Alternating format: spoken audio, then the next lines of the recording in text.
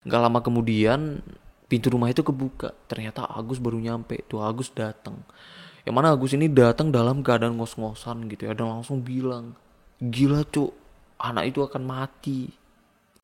Hai guys, thank you udah klik video ini.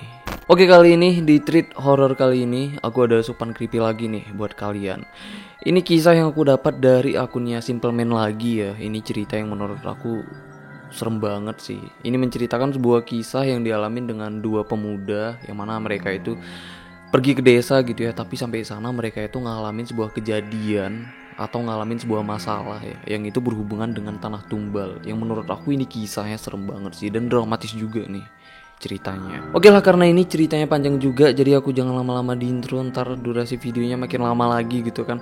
Langsung aja kita ke ceritanya. Tapi kayak biasa, sebelum kita lanjut ke ceritanya, bagi kalian pecinta hal creepy yang belum join dengan kita di sini para Risk Creepers, kalian bisa join dulu pastinya dan subscribe channel ini dan aktifkan juga logo loncengnya biar kalian dapat notif pas aku upload video terbaru.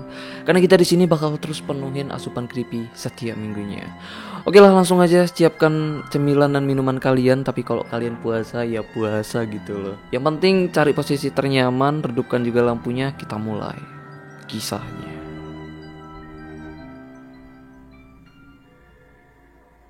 Jadi kisah ini dialami oleh dua orang pemuda ya, yang bernama Agus dan Ruslan, yang tinggal di sebuah kota yang diceritain juga itu nggak disebutin tuh kota mana.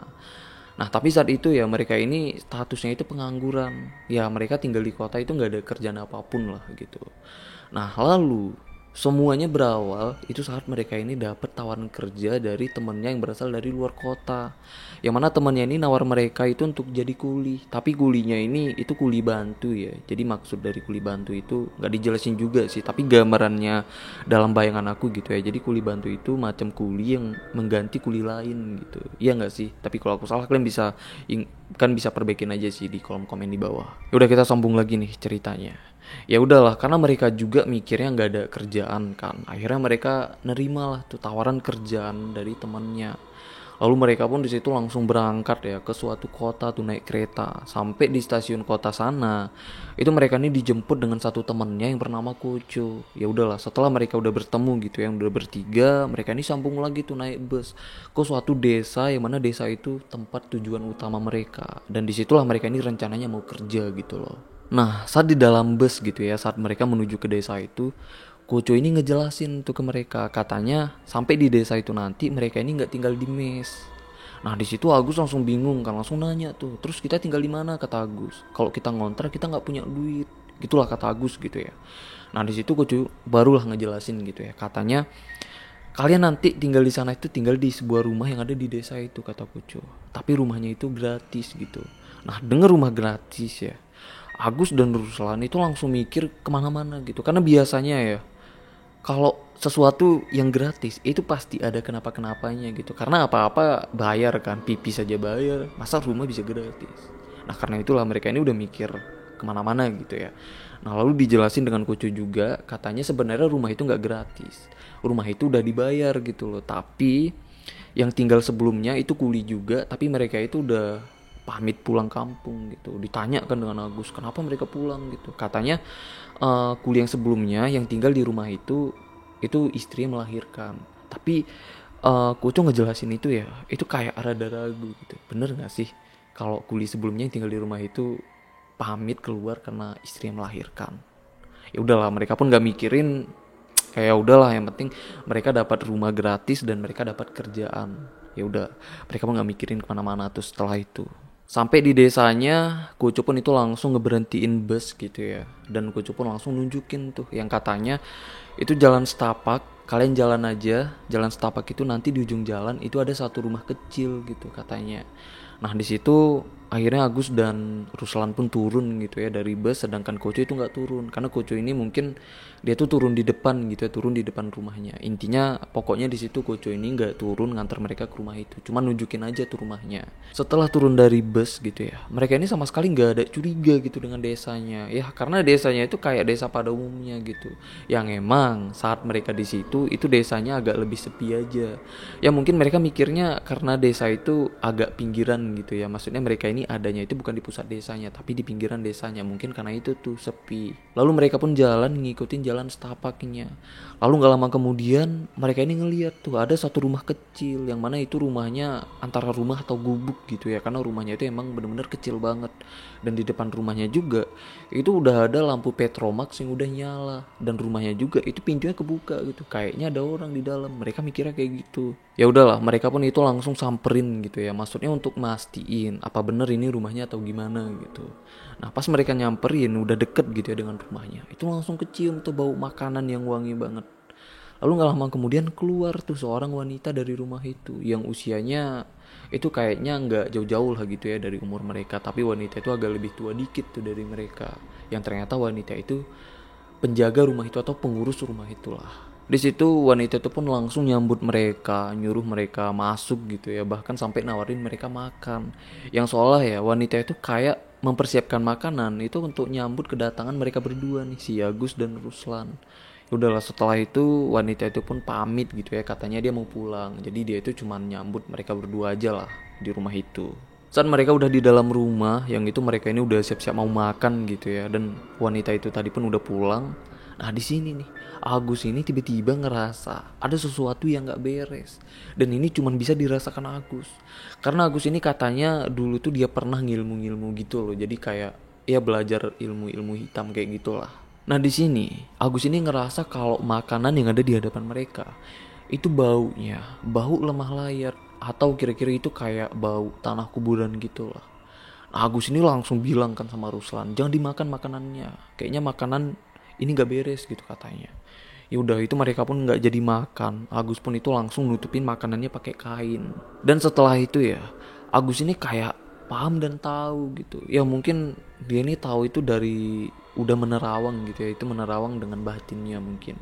Nah dia ini ngerasa ya, kenapa makanan tadi bau lemah layat atau bau tanah kuburan itu kayaknya ada hubungannya dengan tanah rumah itu. Yang mana dia yakini dengan Agus ya, dia tuh udah yakin banget, dia rasain banget gitu ya, kalau tanah rumah itu tanah tumbal. Dan Agus juga bilang gitu, karena dia ngerasain ya, wanita tadi, wanita penjaga rumah itu kayaknya bukan orang sembarangan. Karena sejak awal Agus ini ngelihat wanita itu ya, Agus ini emang langsung ngerasa wanita itu kayaknya Gundik Cholo. Nah jadi untuk kalian yang nggak tahu ya apa itu Gundik Cholo, jadi Gundik Cholo itu wanita yang melakukan ritual dengan menikahi kerbau cacat gitu ya, lalu memakan kelamin kerbaunya, lalu mandi, tapi mandinya itu dengan darah orang yang udah mati gitu. Yang mana tujuannya itu untuk mendapatkan kesaktian ilmu hitam. Ya kurang lebih kayak gitulah ya dari yang aku baca apa itu arti dari Gundik Cholo. Gila, serem enggak? Nah soal wanita tadi ya, kenapa Agus ini bisa tahu? Karena Agus ini itu nyium aroma dari wanita tadi, itu bener-bener aroma darah. Dan Agus juga ngeliat ya dari ciri-ciri jalannya, itu benar-benar ciri-ciri Gundik Cholo. Makanya tuh Agus ini tuh bisa tahu ya, karena dia paham banyak lah ya soal begituan. Lalu gak lama kemudian saat mereka lagi ngobrolin soal tadi di dalam rumah, nah tiba-tiba Agus gitu ya yang sedang ngobrol tiba-tiba noleh tuh ke arah dapur. Nah di situ kan karena Agus ini noleh ke arah dapur dengan ekspresi yang kaget gitu, ditanya tuh dengan Ruslan, kenapa Gus, kenapa? Nah di situ Agus jawab, katanya di sudut dapur itu ada 7 pocong yang dia lihat. Nah di situ ya Agus ini nggak kelihatan takut, cuman kaget aja biasa, kaget biasa gitu. Nah tapi Ruslan yang awam soal begituan ya, itu ketakutan banget loh. Padahal Ruslan ini nggak ngelihat, karena yang ngelihat itu cuman Agus aja tuh yang bisa. Sampai Ruslan ngajak pindah rumah tuh, karena dari awal aja ya dia tuh udah denger yang enggak kan soal rumahnya, makanya tuh dia tuh ketakutan banget. Nah tapi yang dipikirkan Agus, kalau mau pindah rumah itu kemana? Sedangkan mereka itu nggak bisa tinggal di mes. Terus kalau mereka ngontrak rumah pun mereka ini nggak punya duit gitu loh. Sedangkan mereka ini butuh pekerjaan juga. Ya udah di situ akhirnya Agus ini ngejelasin, katanya nggak apa-apa, pocong itu nggak apa-apa gitu. Pocong itu cuma bisa ngelihat, nggak bisa ngapa-ngapain. Nah jadi di sini Agus ini tuh benar-benar nggak takut tuh dengan pocongnya. Tapi yang ditakutkan Agus ya, itu malah wanita itu tadi, yang seolah wanita itu ya dengan pocong yang ada di rumah mereka itu kayak ngawasin mereka loh. Tapi mereka juga itu nggak ngerti ya, entah untuk apa dan Karena apa? Ya udahlah, singkat cerita, malamnya mereka tidur gitu ya. Lalu paginya mereka bangun, dari situ Ruslan ngeluh lagi tuh. Katanya kalau semalam itu dia nggak bisa tidur, yang ngerasain yang nggak enak banget. Nah di sini Ruslan lagi-lagi tuh ngajak pindah rumah, sampai mereka ini berdebat gitu ya. Karena Ruslan ini bener-bener ngerasa udah nggak nyaman banget tuh tinggal di rumah itu. Tapi akhirnya Agus pun itu nggak mau peduliin lah. Ya udah, Agus ini bener-bener nggak mau dengar keluhan Ruslan lagi. Lalu di situ Agus pun langsung bangun dan dia pun itu langsung ngebukain tuh kain yang nutupin makanannya kemarin. Nah pas dibukain ya, itu mereka berdua tuh bener-bener kaget. Ternyata bener tuh, makanan itu ya, itu udah berubah jadi belatung. Bukan berubah sih, tapi makanan itu udah habis dimakan dengan belatungnya. Jadi di situ udah bukan makanan lagi pokoknya, itu udah belatung semua lah. Nah di situ Ruslan bener-bener kaget tuh, kok bisa kan? Padahal baru sehari makanan itu ditinggalin, tapi kok udah ada belatungnya sebanyak itu gitu. Nah tapi ini bukan persoalan logika, tapi ini ya mistis gitu, yang pada dasarnya beda gitu dengan logika. Setelah itu mereka pun ngeberesin ya makanannya itu yang udah jadi belatung itu dibersihin, dan mereka pun itu siap-siap tuh buru-buru karena mau kerja. Nah saat mereka udah di jalan gitu ya, sedang mau pergi kerja, itu berpapasan dengan wanita tadi. Nah tapi yang anehnya ya, wanita itu senyum yang hanya senyumin Agus, dan senyumnya juga itu bukan mengartikan senyumnya apa loh, tapi mengartikan ke yang lain. Nah di situ mereka pun heran gitu kan, kenapa nih kok kayak gitu gitu loh, ada apa gitu kan. Yaudah mereka pun nggak mikirin, mereka pun lanjut jalan dan kerja. Lalu singkat cerita lagi ya, pas sorenya mereka pulang kerja itu jalan, ketemu tuh ditegur dengan kakek-kakek pencari rumput yang kayaknya kayak kakek-kakek itu warga desa situ gitu ya. Jadi kakek ini langsung nyapa mereka dan langsung nanya nih, kalian yang tinggal di rumah itu ya, rumah si Lastri ya, tanyanya. Oh iya kek, katanya. Nah di sini mereka juga itu tahu ternyata ya, nama wanita itu Lastri. Dan di sini juga kakek itu bilang, nanya gitu ya, kalian udah tahu nggak ada apa di rumah itu? Di situ Agus langsung jawab, oh tahu kek gitu. Terus kakek itu pun bilang gini loh, kalian hati-hati ya. Yang seolah nih ya, kalimat dari hati-hati kakek itu bukan mengartikan untuk menutup percakapan, tapi emang mengingatkan mereka untuk benar-benar hati-hati. Yang kayaknya ya, soal rumah di tempat mereka tinggal itu bukan cuman persoalan aneh aja, tapi yang pastinya kayaknya ya mereka tuh udah ngerasain firasat yang buruk banget, yang pasti rumah itu kayaknya akan membahayakan mereka. Lalu setelah itu mereka pun lanjut jalan lagi lah. Nggak lama nih mereka jalan ya, di depan dikit ketemu nih dengan wanita itu lagi, si Balastri. Tapi kali ini respon Balastri itu bener-bener aneh, yang bikin mereka tuh makin bingung lagi tuh dengan si Balastri. Yang awalnya kan Balastri ini senyumin Agus kan, biarpun itu senyumannya kayak mengartikan ke yang lain. Tapi kali itu ya, pas sore itu pas mereka ketemu, pas mereka ngeliat Balastri, itu Balastri langsung buang muka tuh, langsung nunduk tuh sambil jalan. Mereka bingung kan, kenapa sih kok beda-beda gitu responnya. Emang ada apa? Pokoknya mereka ini bener-bener makin bingung lah. Ada apa sih sebenarnya di balik Mbak Lastri ini? Ya udahlah, sampai rumah Agus langsung mandi ya di sumur belakang, sedangkan Ruslan nyebat tuh di teras depan. Nah saat sedang nyebat ya di teras depan, Ruslan itu langsung kaget, panik, dan langsung masuk tuh lari ke dalam rumah. Nah karena dengar si Ruslan panik kan, lari gitu di dalam rumah, itu si aku cepet-cepet tuh mandinya dan langsung keluar dari kamar mandi, nanya gitu, kenapa gitu. Dijelasin lah ya dengan si Ruslan, katanya kalau dia tuh ngelihat pocong. Nah di situ ya si Agus pun ngerasa kirain apa gitu. Karena di situ saking santainya ya si Agus dengar cerita si Ruslan, dia pun bilang gini, tuh di kamar mandi ada juga tuh dua. Gila sih. Jadi yang aku pikirkan ya, karena kan Agus ini tuh beda gitu ya, dan Ruslan, Agus ini sebelumnya udah pernah belajar ilmu-ilmu gituan kan. Ya mungkin sebelumnya Agus ini emang udah pernah berinteraksi langsung gitu ya dengan sosok-sosok mistis kayak gitu. Makanya dia tuh nggak takut lagi gitu. Nah sedangkan Ruslan ya wajar gitu ya takut, karena Ruslan mungkin sama kayak kita gitu ya, yang manusia kayak gimana ya, manusia biasa gitu yang nggak punya ilmu apapun, yang ngelihat hantu tuh takut. Ya udahlah, setelah Agus mandi, jadi dia itu memperhatikan rumah besar ya. Ada satu rumah besar yang ada di depan rumah mereka, yang mana itu rumah tempat Mbak Lastri tinggal. Nah di situ Agus terus merhatiin ya rumahnya. Yang mana Agus ini ngerasain kayaknya rumah itu terus menunjukkan kekuatan yang ada di dalam rumahnya. Pokoknya yang dia rasain kayak gitu ya. Pokoknya dia doang tuh yang bisa ngerasain, Ruslan gak bisa. Nah di situ ya Agus ini tuh yakin banget gitu ya, kayaknya ada sesuatu di dalam, di balik atau di dalam rumah itu yang dia pun itu nggak tahu apa. Yang pasti sesuatu itu pasti ada hubungannya dengan tanah rumah itu dan soal pocong yang ada di rumah mereka. Nah Agus ini sebenarnya nggak takut ya dengan pocong ya, tapi Agus ini bertanya-tanya kenapa ada pocong. Biasanya kalau ada pocong itu pasti ada kenapa-kenapanya. Apalagi ya rumah di tempat mereka tinggal itu rumahnya Mbak Lastri juga gitu. Yang pasti Agus ini mikirnya ya semua itu pasti ada hubungannya. Dan soal tanah tumbal, Agus juga mikirnya ya biasanya orang-orang yang memiliki tanah tumbal itu orang-orang kaya, persis kayak si Mbak Lastri. Dan di sini Agus pun coba nerawang lagi ya rumah di tempat mereka tinggal itu. Jadi itu menerawangnya aku nggak tahu ya, di situ nggak dijelasin. Ya mungkin diterawang melalui batin gitu kali ya. Nah setelah diterawang baru nih Agus ini bisa tahu, benar-benar tahu gitu ya, yang katanya di bawah rumah di tempat mereka tinggal itu ada ratusan kafan dari orang-orang yang udah meninggal yang tertanam di bawah rumah mereka gitu. Dan Agus juga tahu gitu ya, katanya di rumah di tempat mereka tinggal itu dijaga dengan 100 pocong.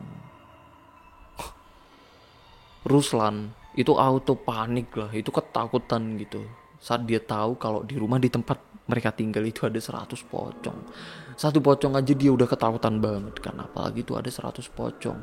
Tapi syukurnya pocong itu nggak kasat mata ya, maksudnya nggak bisa dilihat dengan mata telanjang gitu. Misalnya kayak Ruslan itu nggak bisa ngelihat seenaknya gitu, kapanpun dia lihat itu nggak bisa. Tapi Agus bisa. Nah setelah Agus ini tahu ya soal ada 100 pocong di rumah itu, Agus ini tuh makin penasaran lagi. Pasti semuanya itu ada tujuan. Nah karena udah penasaran banget ya, dan ngerasa kesal juga karena dia udah ngerasa terjebak gitu ya di rumah itu. Takutnya kenapa-kenapa kan, ada sesuatu yang terjadi dengan mereka. Akhirnya Agus ini tuh datengin lah rumah besar itu, yang niatnya itu mau nanya langsung tuh dengan Mbak Lastri. Yang akhirnya mereka ini berdua itu bertamu lah ke rumahnya Mbak Lastri. Sampai di sana ya mereka pun itu ngetuk pintu, dan begitu Mbak Lastri buka pintunya, Agus langsung nanya tuh, katanya daripada saya penasaran apa yang sebenarnya kamu sembunyikan di rumah itu. Dia langsung nanya kayak gitu tuh. Nah tapi di situ Mbak Lastri cuma senyum aja ya, dan langsung mempersilahkan mereka masuk tuh ke dalam. Saat mereka baru duduk, Mbak Lastri pun itu ke belakang lah, mau ngebuatin teh dan siapin makanan tuh untuk mereka. Nah saat Mbak Lastri masih di belakang ya, itu si Ruslan itu protes tuh dengan Agus. Maksudnya kenapa kok ditanya secara langsung gitu, gamblang banget gitu ya maksudnya nanyanya. Nah tiba-tiba nih Mbak Lastri itu datang langsung tuh ngejawab pertanyaan dari Ruslan, yang seolah ya Mbak Lastri ini tahu nih obrolan mereka. Dan Mbak Lastri pun langsung jawab tuh kayak gini, Mas Agus bener, kalau kalian datang kemari secara diam-diam kalian akan celaka. Mbak Lastri langsung bilang kayak gitu loh. Gimana nggak mereka itu langsung merinding. Dan mereka pun itu kaget kenapa Mbak Lastri ini bisa tahu nama Agus gitu. Padahal sebelumnya mereka ini nggak ada ngobrol-ngobrol gitu loh. Jadi pas Mbak Lastri nyambut mereka pun ya, pas hari pertama mereka datang ya, itu Mbak Lastri pun nggak ada ngobrol apapun. Ya udah cuman senyum aja gitu. Paling cuman ngobrol ya pamit atau kayak gitu. Maksudnya nggak ada sampai kenalan lah. Lalu Mbak Lastri pun itu suguhin jajanan pasar dan kopi lah untuk mereka ini. Dan di situ ya Mbak Lastri pun itu langsung ngejelasin sekaligus ngancam secara halus. Yang intinya ya Mbak Lastri itu ngejelasin katanya kalau mereka sampai cari tahu nih soal apa yang ada di dalam rumah itu, mereka ini akan benar-benar celaka. Karena katanya juga udah banyak orang yang pengen cari tahu, tapi semuanya berujung fatal untuk siapapun yang nyari tahu soal apa yang ada di situ. Dengar penjelasan dari Mbak Lastri, Agus itu langsung gemetar, ketakutan banget lah, sampai bibirnya itu gemetar. Dan di situ dia cuma diem ya, speechless gitu lah. Yang akhirnya ya dengan keadaan gemetar dan ketakutan, Agus itu pamit tuh pulang dengan Mbak Lastri. Akhirnya Mbak Lastri pun nganter mereka kan ke pintu.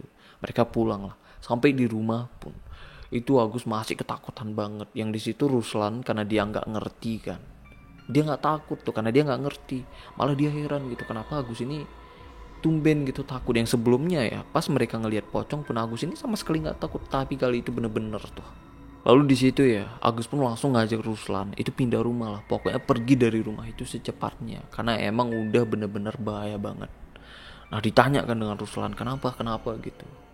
Agus cerita katanya ya, pas mereka masuk ke rumah Mbak Lastri, Agus ini ngerasa rumahnya itu bau amis darah. Dan Agus juga ya katanya ngeliat aura dari Mbak Lastri itu bener-bener hitam banget.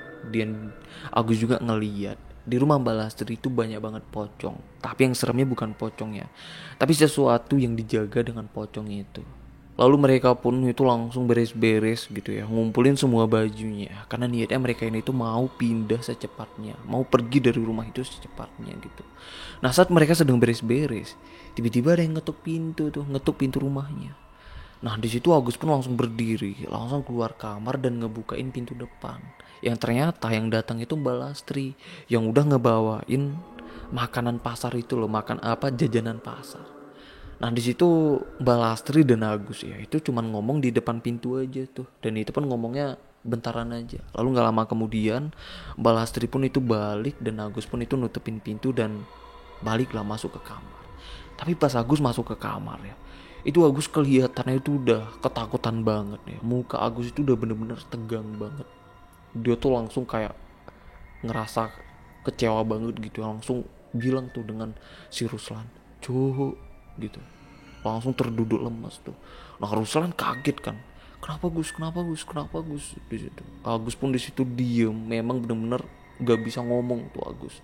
Yang akhirnya Agus itu ngerebahin badannya tuh di tempat tidur. Kayak kecewa ya, kayak sesuatu yang terjadi gitu, ada sesuatu yang terjadi dengan mereka. Sedangkan Ruslan itu bingung kan, dia tuh nanya tuh dan Agus, "Gus kenapa gitu, Gus kenapa, Gus kita nggak jadi pindah nih, kita nggak jadi pergi gitu." Tapi Agus itu sama sekali nggak mau jawab tuh, dia tuh kayak nggak bisa ngomong tuh karena saking tegangnya tuh badannya.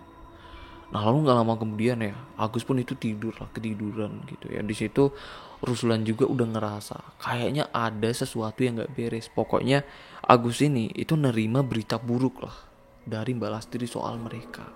Yang pasti Ruslan ini itu nggak tahu berita buruknya itu apa. Setelah Agus tidur, Ruslan pun itu ikutan tidur lah karena dia itu bener-bener bingung kan, nggak tahu mau ngapain. Pokoknya udah absurd banget lah rasanya apa yang dirasain Ruslan ini. Ya udahlah dia tidur. Lalu malamnya ya yang itu udah tengah malam, Ruslan kebangun tuh karena dengar ada yang ngetuk pintu rumahnya. Nah pas dia bangun dia perhatikan lagi kan suaranya. Kaget dong dia, ternyata yang ngetuk pintu rumahnya itu di pintu belakang gitu yang kedengeran. Nah di situ Ruslan pun kaget, bingung gitu ya. Kok pintu belakang? Apalagi ini udah tengah malam kan, siapa sih itu gitu. Awalnya dia ini ragu gitu ya, ragu-ragu mau ngebuka. Akhirnya karena orang yang ngetuk itu makin lama makin keras, akhirnya dia ini ke belakang lah ngebukain pintu. Yang ternyata ya yang ngetuk pintu itu tuh anak laki-laki yang kira-kira berusia 20 tahunan. Nah di situ dia nanya kan, "Kamu siapa gitu, kamu siapa kok ngetuk tengah malam gitu, kamu siapa gitu ya," ditanya dan Ruslan. Anak itu jawab sambil ngos-ngosan ya, kayak ada yang ngejar tuh anak-anak itu. Dia jawab, pokoknya dia di situ minta izin ya untuk masuk atau sembunyi gitu ke rumah mereka. Nah lalu dengan keadaan kayak gitu tiba-tiba Agus datang tuh. Terbangun juga nih si Agus gitu ya. Dia datang. Pas Agus datang, dia tuh ngelihat muka dari anak kecil itu ya, anak-anak itu ya. Dia tuh langsung deketin tuh, langsung ngejambak bajunya. Baju dijambak nggak ya? Pokoknya dia tuh langsung narik kerah bajunya gitu. Dan di sini ya, Agus tuh langsung tahu kalau anak itu ya itu kayaknya pencuri di tanah tumbal. Pokoknya di situ Agus langsung bilang, "Bodoh kamu, cari mati kamu nyuri di sini," gitu. Nah akhirnya ya itu Agus pun langsung narik anak-anak itu masuk ke dalam dan langsung nutup tuh pintu belakangnya. Lalu di situ Agus pun langsung masukin anak itu ke kamar gitu ya. Dan gak lama kemudian kedengaran lagi nih ada yang ngetuk pintu depan, dan Ruslan itu langsung ngebuka tuh pintu depan. Yang ternyata itu Mbak Lastri yang sedang marah-marah, yang sedang bawa parang juga tuh. Dia langsung nanya tuh, "Mana pencurinya, mana pencurinya?" Mbak Lastri itu sedang ngejar pencuri itu, makanya dia tuh bawa parang. Dan Mbak Lastri pun bilang katanya dia tuh akan motong tangan anak itu. Akhirnya Mbak Lastri pun itu masuk ya ke rumah mereka, dan itu meriksain lah semua ruangan yang ada di rumah itu, termasuk kamar dimana tempat Agus ini tadi nyembunyiin anak itu. Tapi Balastri ini nggak nemuin. Maksudnya di dalam kamar itu ya, Agus dan Nana itu tadi udah nggak ada lagi. Yang akhirnya ya, karena mereka nggak ditemuin, Balastri ini balik lah. Sebelum balik, Balastri bilang nih dengan Ruslan yang katanya ya, Agus udah tahu sebenarnya dia akan mati. Makanya bilang sama dia, jangan terlalu ikut campur di sini. Ruslan itu masih bingungan gitu ya. Dia tuh nggak ngerti lah apa sih sebenarnya yang terjadi gitu. Apa maksud dari kalimat yang dibilang dengan Balastri itu tadi. Udah di situ dia kebingungan gitu. Dia tuh mondar mandir lah, cemas banget gitu ya. Mikirin juga ini si Agus kemana gitu. Dia ini ngebawa anak-anak itu tadi kemana. Gak lama kemudian pintu rumah itu kebuka. Ternyata Agus baru nyampe. Tuh Agus datang. Yang mana Agus ini datang dalam keadaan ngos-ngosan gitu ya. Dan langsung bilang, gila cuk, anak itu akan mati. Nah sedangkan Ruslan itu nggak ngerti kan, kok mati gitu, kenapa gitu. Dia tanya lah, kenapa Gus, kenapa sebenarnya, kenapa sih ini Gus gitu. Nah di situ karena Agus ini dalam keadaan ngos-ngosan ya, dia ini ngejelasinnya itu berbelit-belit lah. Yang akhirnya Agus ini ditenangin. Setelah tenang baru nih Agus ini ngejelasin, sebenarnya Agus ini ngebawa anak itu ke dalam kamar. Tujuannya itu mau nyerahin anak itu ke Mbak Lastri, karena anak itu udah mencuri. Itu pun tujuannya untuk menyelamatkan nyawa anak itu loh. Karena kalau dia diserahkan dengan Mbak Lastri ya, nyawanya itu bisa selamat, tapi jarinya emang dipotong. Tapi kalau dia melarikan diri, ya dia tuh udah berurusan dengan makhluk lain yang berhubungan dengan tanah tumbal, yang kemungkinan anak itu tuh nggak akan bisa selamat kalau dia kabur. Karena ya apapun yang udah bermasalah atau apapun yang udah ikut campur dengan masalah tanah tumbal itu nggak akan pernah bisa keluar dengan selamat. Dan mereka juga, Agus dengan Ruslan sama tuh. Mereka ini udah berurusan dengan tanah tumbal Mbak Lastri. Jadi mereka ini nggak bisa keluar dengan selamat. Dan itulah yang dijelaskan dengan Mbak Lastri dengan Agus ya saat mereka ini sedang siap-siap mau pindah kan. Makanya tuh karena itu Agus ini tuh bener-bener tegang, yang langsung ngerasa putus asa sampai dia tidur kan. Dan soal anak itu ya, Agus juga ngejelasin katanya sebenarnya di dalam kamar dia kan sedang dengan anak itu ya. Tiba-tiba anak itu kabur tuh dari jendela, dikejar tuh dengan Agus kan. Yang kata Agus, anak itu bukan anak sembarangan karena larinya itu cepet banget, nggak kayak manusia normal. Dan anak itu ya itu kayaknya emang pencuri suruhan yang biasanya mencuri di tanah tumbal. Tapi naasnya kali itu dia tuh nggak tahu kalau dia mencuri di tanah tumbal Mbak Lastri, yang mana itu nggak yang kayak dia pikirkan gitu loh. Karena tanah tumbal Mbak Lastri itu benar-benar bahaya banget ya. Jadi mereka yang berurusan dengan ya yang kayak aku jelasin itu tadi lah, mereka yang udah masuk itu nggak bisa keluar. Setelah mereka ngelewatin malam itu ya, mereka pun tidur. Paginya Ruslan dan Agus ini benar-benar nggak mau ngomong gitu ya. Mereka ini cuma diem aja, nggak mau ngebahas soal kejadian semalam. Dan saat itu juga itu Agus itu udah benar-benar beda banget. Dia tuh nggak mau ngomong sepatah kata pun. Udahlah mereka siap-siap kan mau pergi kerja. Saat baru mau keluar rumah, mereka ini kaget ngelihat Mbak Lastri yang berdiri tuh di halaman rumah yang sambil megang gagang sapu. Nah di situ Agus langsung ngedekatin Mbak Lastri. Di situ Mbak Lastri ini ngasih sesuatu ke Agus, yang saat itu Agus pun langsung nyimpen itu ke sakunya. Setelah itu mereka pun jalan lah ke tempat kerjanya. Di tengah perjalanan Rusli ini nanya ke Agus apa yang dikasih dengan Mbak Lastri itu tadi, itu apa gitu. Tapi Agus itu nggak ngejawab ya, dia nggak ngomong lah sepatah kata pun. Akhirnya Rusli ini narik tangan Agus ya, akhirnya dia ngambil lah sesuatu itu secara paksa tuh dari sakunya Agus. Nah setelah diambil, Rusli itu kaget ya, ternyata itu setangkai bunga Kamboja. Di sini Rusli pun ya, itu benar-benar heran gitu ya, nggak ngerti ini sebenarnya apa. Dan sebenarnya ya mereka ini sedang ngalamin apa gitu, apa arti dari itu semua. Rusli ini bener-bener kaget dan gak ngerti gitu ya. Sampai di tempat kerja mereka ketemu dengan Koco. Jadi Koco ini teman mereka gitu ya, yang nawarin mereka ini kerjaan di situ. Nah Koco ini sadar kalau Agus ini gak kayak biasanya, karena Agus cuman diem aja ya. Jadi kalau ditanya pun diem aja tuh dia. Biasanya dia ini banyak ngomong gitu kan, tapi kali itu bener-bener udah aneh banget lah. Ditambah saat itu pandangan Agus pun itu udah kosong. Makanya tuh si Koco ini nanya dengan Ruslan gitu, itu Agus kenapa? Tapi Ruslan juga nggak tahu. Setelah itu Koco ini malah nanya ke Rusli kayak gini, katanya rumah kalian angker ya. Nah Rusli dengan kesal ya, dia nih jawab dan nanya balik tuh dengan Koco, kalau memang udah tahu rumah itu nggak bener, kenapa masih tawarin rumah itu ke kami gitu loh. Jadi dengan kesel ya dia tuh nanya kayak gitulah dengan Koco. Tapi di sini Koco juga nggak tahu ya. Yang dia tahu kalau rumah itu cuma sebatas angker aja gitu, banyak hantunya. Tapi soal tanah tumbal dia tuh benar-benar nggak paham gitu, nggak tahu juga gitu ya. Dan Koco pun ngasih tahu ya, katanya kuli yang sebelumnya yang tinggal di rumah itu juga itu ngalamin hal yang sama yang kayak dialamin dengan Agus. Karena setelah itu ya kuli sebelumnya juga itu diem tuh sama kayak Agus, diem pandangan kosong. Nah di situ Koco pun langsung nawarin bantuan gitu ya, maksudnya kalau ada kejadian apa-apa lapor aja tuh ke dia, karena Koco ini ada kenalan yang kira-kira bisa bantu.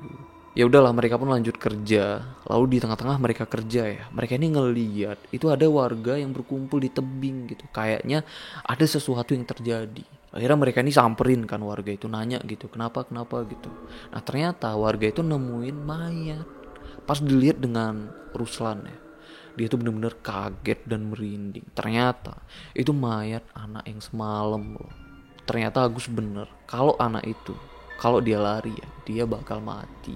Singkat cerita setelah kerja mereka pulang ya ke rumah. Nah saat di rumah itu Agus masih diem aja lah. Jadi mereka di dalam rumah itu sama-sama diem aja gitu. Nah saat hening gitu ya, nggak ada ngomong sepatah kata pun, tiba-tiba ada yang ngetuk pintu dan ternyata itu Mbak Lastri. Dan Agus pun itu langsung berdiri, langsung bukain pintu. Nah di situ ya Mbak Lastri itu datang bawa pisau kecil, pisau yang biasanya untuk motong hari-hari. Dan saat Ruslan ini ngelihat Mbak Lastri yang udah ngebawa pisau, Ruslan ini pun itu ketakutan banget ya. Dia pun itu mikir kemana-mana gitu. Mungkin yang dia pikirkan Agus itu mau dibunuh. Akhirnya ya Ruslan ini pun itu lari keluar dari rumah, yang itu lari untuk ke rumahnya Koco. Dan sampai di sana ya dia pun langsung ngejelasin lah soal itu ke Koco, dan Koco pun itu langsung ngebawa dia ke tempat orang yang bisa ngebantu Agus dan Ruslan ini.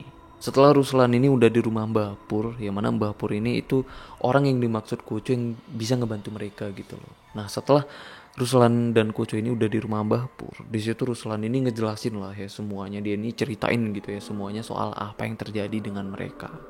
Nah di sini Mbah Pur pun itu langsung nyaranin Rusli yang katanya ya, lebih baik Rusli ini secepatnya pergi tinggalin desa itu, karena Agus itu udah nggak bisa diselamatkan lagi, karena Agus ini udah terjebak di sana. Tapi kalau Ruslan itu masih memungkinkan untuk selamat. Makanya nih Mbah Pur ini nyaranin Ruslan itu untuk secepatnya pergi gitu loh. Dan di sini Mbah Pur juga itu ngejelasin ke Ruslan, katanya nih, sebenarnya Mbak Lastri itu seumuran dengan Mbah Pur. Ya mungkin Mbak Lastri ini awet muda itu karena ilmu hitam yang dianutnya kali ya. Ya mungkin sih. Dan Mbak Lastri juga jadi gundik Colo itu melalui gurunya Mbah Pur. Nah jadi mereka ini tuh seperguruan gitu ya. Makanya Mbah Pur ini ngerti banget lah kalau Agus itu kayaknya nggak bisa selamat lagi. Dan Mbah Pur ini kayaknya ngerti banget gitu ya apa yang sebenarnya terjadi dengan mereka. Saat mereka ini sedang ngobrol, ternyata Mbak Lastri itu udah berdiri di halaman rumah Mbah Pur. Nah di situ ya mereka pun itu keluar rumah, dan di situ Mbah Pur pun sekali lagi bilang tuh dengan Ruslan kalau dia itu nggak bisa ngebantuin Agus.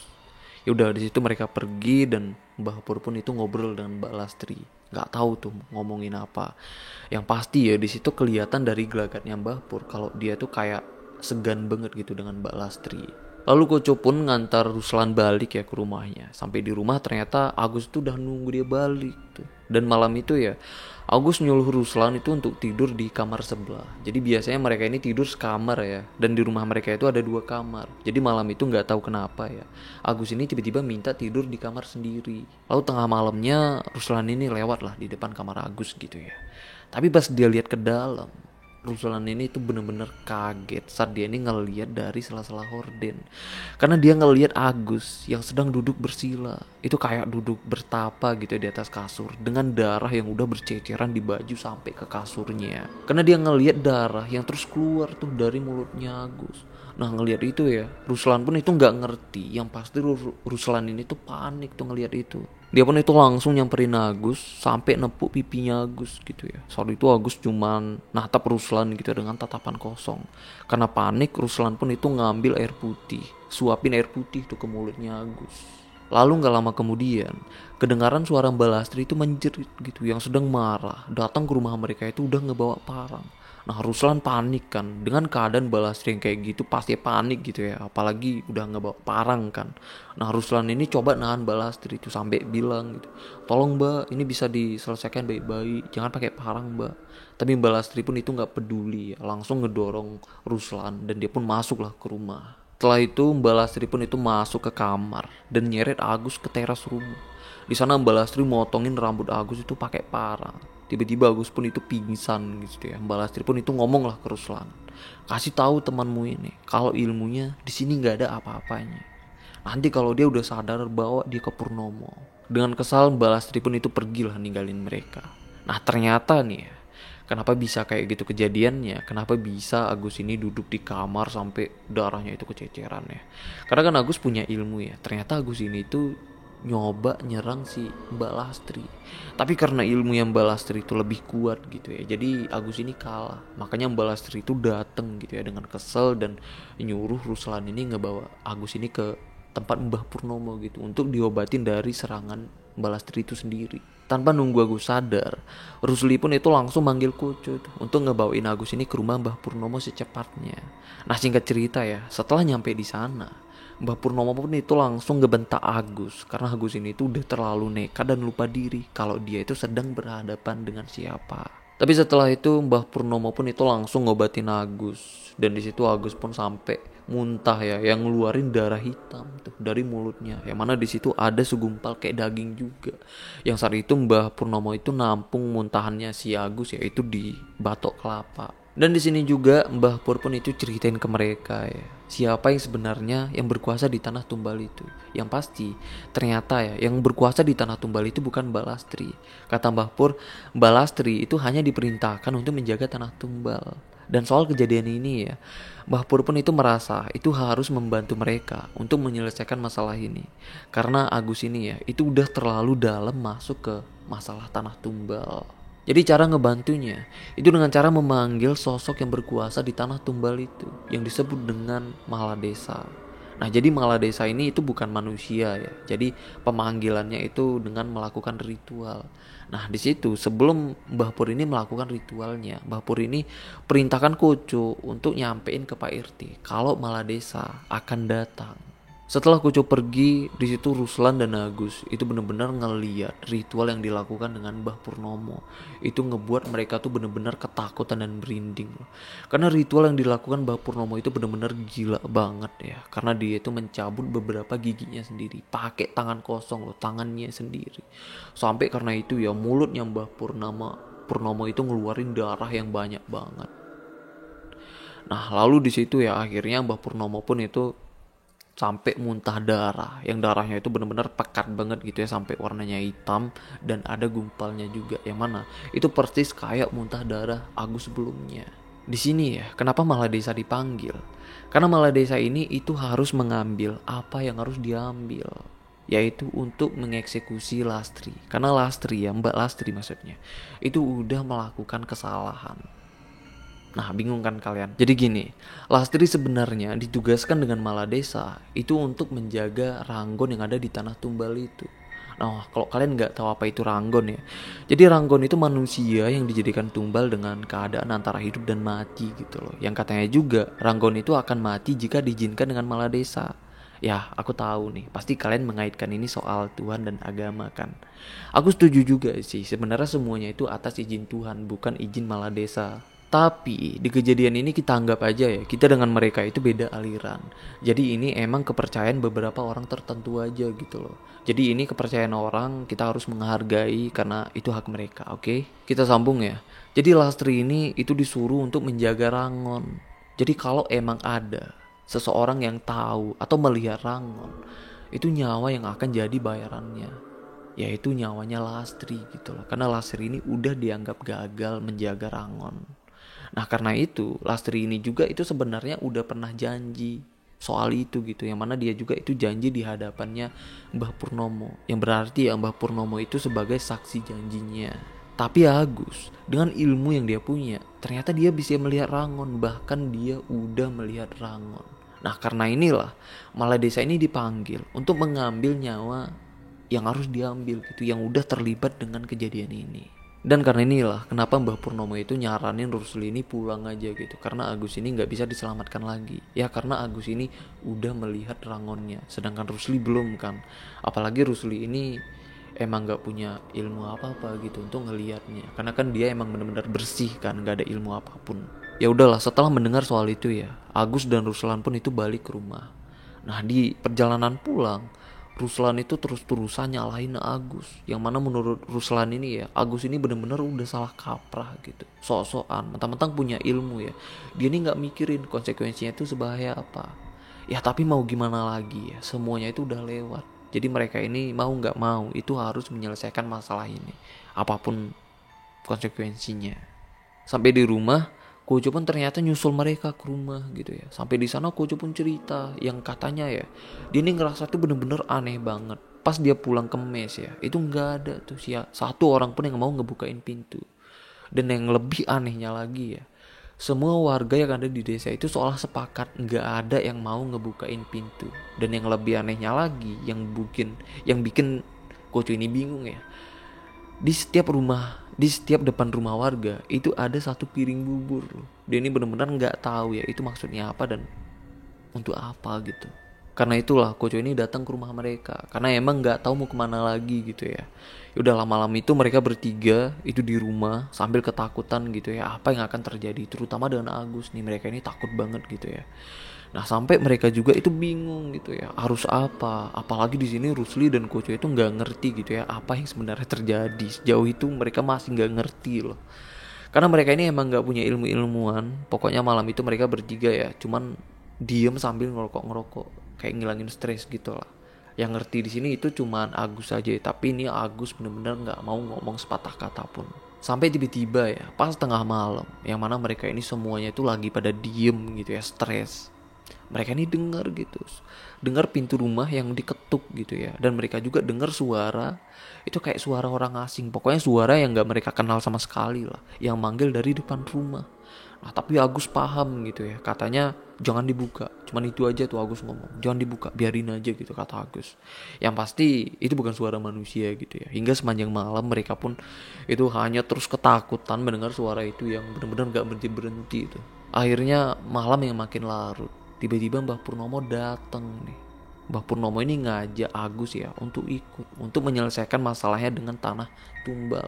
Nah di situ Ruslan dan Koco pun itu minta ikut kan. Nah tapi di situ Mbah Purnomo itu langsung bilang, kalau kalian mau ikut terserah, tapi nyawa kalian saya nggak berani jamin.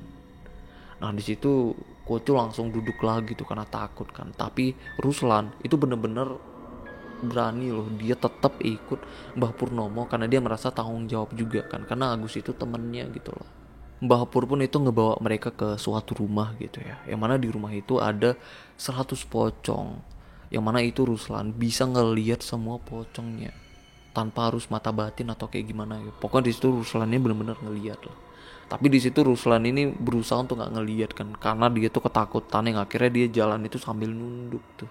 Lalu di situ udah ada Mbak Lastri ya, dengan tatapan kosong, yang soalnya Mbak Lastri ini udah siap lah ngelewatin hal buruk gitu loh.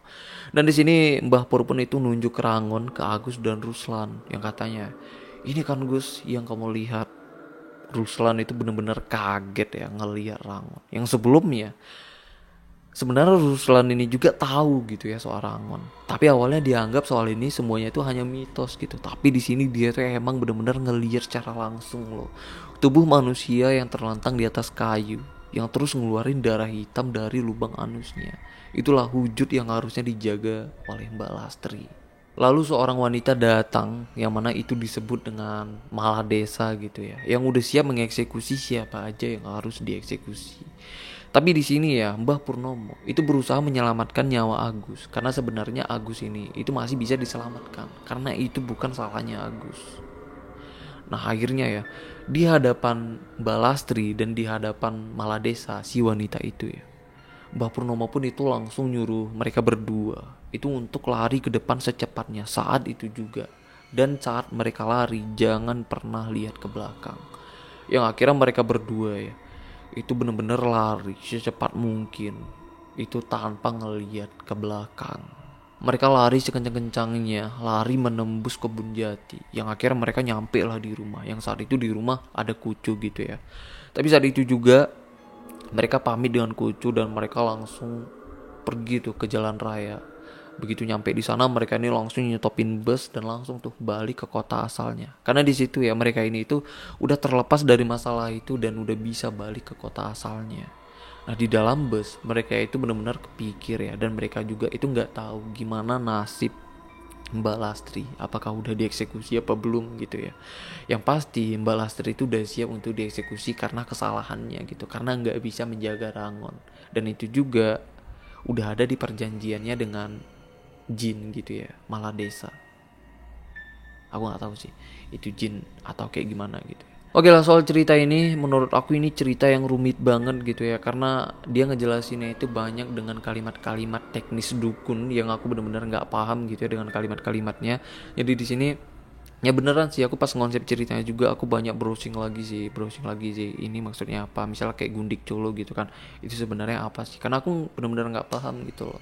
Tapi syukurnya aku selesai gitu ya ngonsep ceritanya, aku udah ceritain juga ke kalian, aku udah ngerasa puas sih udah ceritain ke kalian, karena menurut aku nih ceritanya serem banget. Tapi selain serem, aku nggak tahu juga sih ini cerita beneran apa enggak gitu ya, karena di sini aku nggak bisa ngejudge ini ceritanya real atau fake. Karena kalau kita bilang fake mana tahu real kan, tapi kalau kita bilang real ya bisa jadi fake juga gitu loh.